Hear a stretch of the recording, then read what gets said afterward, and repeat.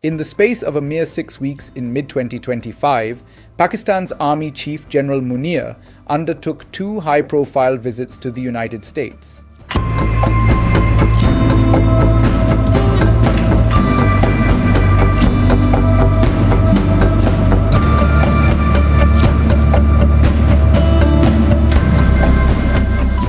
These back-to-back trips marked not only a historic deepening of military-to-military engagement, but also triggered a cascade of geopolitical ripples, raising eyebrows in Pakistan, raising alarms in Delhi, and signaling a recalibration of US strategic priorities under the Trump administration. In mid-June 2025, General Munir embarked on a rare 5-day official trip to Washington, D.C.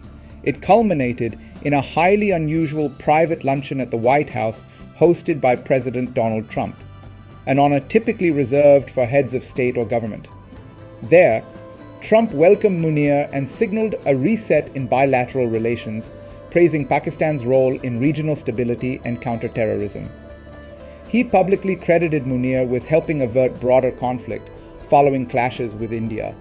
This engagement hastened deeper cooperation across sectors, from oil to cryptocurrencies, and also led to a tariff easing, with US imports from Pakistan facing 19% duties instead of the previously proposed 29% reciprocal tariffs. India reacted with skepticism and dismay. Modi's government rebuked Trump's claim of mediation, seeing it as misrepresenting the Indo-Pak narrative.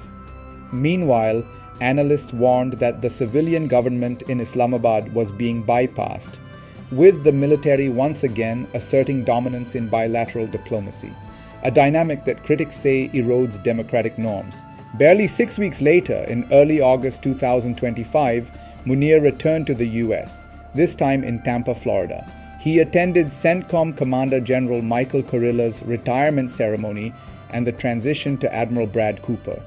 For the context, Kurilla was awarded a medal when he visited Pakistan recently. He also met with US Chairman of the Joint Chiefs of Staff General Dan Kane and extended an invitation for Kane to visit Pakistan. Addressing the Pakistani diaspora in Tampa, Munir made several shocking statements that risks Pakistan's sensitive position in the international politics. He not only threatened the world with nuclear war, but also threatened India with another war. His statements highly undermines Pakistan's nuclear standing and security. His threats to India brought a statement from the Indian Army Chief, who hinted at another war. Munir also made some derogatory remarks regarding Pakistan, calling it a dumping truck full of gravel. He also mentioned the extraction of minerals and said that it was not explored before because there was no electric vehicle or battery-based industry, even though China was exporting these minerals before for the global production of batteries and electric vehicles.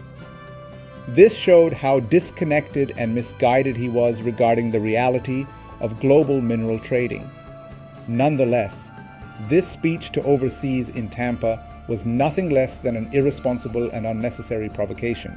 Considering how influential he is in Pakistan, such remarks reflect Pakistan's national policies regarding India and put the whole region in a tense situation. Analysts criticize Trump for enabling such rhetoric, highlighting concerns over the optics of Pakistan's military establishment appearing to be rewarded despite inflammatory threats.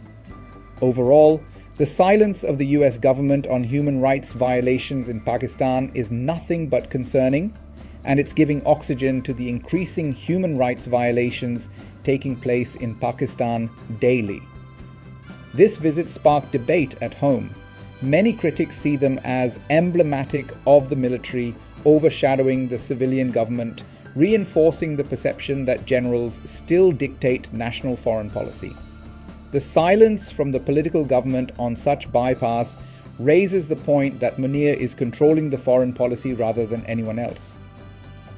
Even some media journalists close to the military have said that the establishment is happy with Shahbaz Sharif for not raising any concern over this, as both are happy with each other's performances. This shows how the media is also trying to downplay this one. And it's not only this. With the deteriorating situation in Balochistan and KPK, with the ongoing terrorism by BLA and unpopular military operations, Munir seems to be less concerned about the security situation and more about the political situation, as rumors of him accumulating more powers via forced legislation and oppression are roaming through the power corridors of Islamabad and Rawalpindi.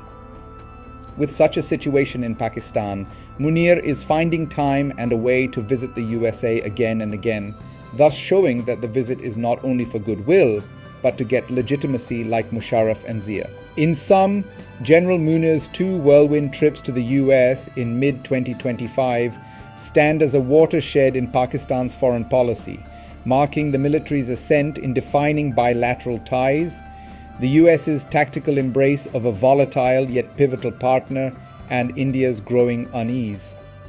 The rhetoric unleashed from nuclear threats to economic promises has unsettled the regional order and underscored the fragility of peace. As Pakistan balances between Beijing and Washington and between military authority and democratic governance, these visits may well define the contours of its geopolitical trajectory for years to come.